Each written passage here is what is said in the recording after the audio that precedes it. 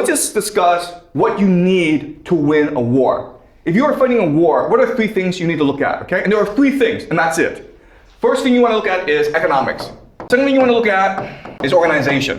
The third thing you want to look at is logistics. So the first thing is resource management.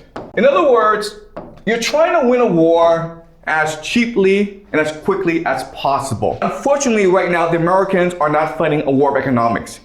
If you're spending $300 million in military equipment in order to rescue a pilot, you're not going to win this war. So economics is really important. Secondly, is the idea of organization, which is the implementation of strategy. So you have a strategy and then you implement it. And here, what's really important is the simpler the strategy, the easier it is to implement, okay? You want the strategy to be very simple because you have to organize it, implement it.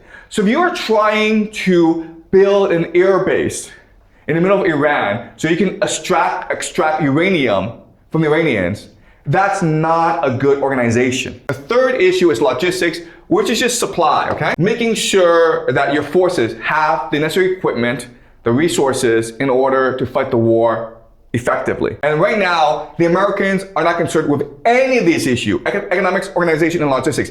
But these are the 3 major issues that you will need to figure out if you want to win a war. And unfortunately, right now, the Americans are too much focused on optics and narrative. So that's why I think the Americans will ultimately lose this war, because the Iranians are actually fighting a real war where they're trying to win the war as cheaply as possible, where they're implementing a very simple strategy that allows for proper organization, and they are trying to maintain logistics, okay? The Americans are just trying to win the war in the most Hollywood fashion as possible. And this is gonna lead to disaster, both in the short term and the long term.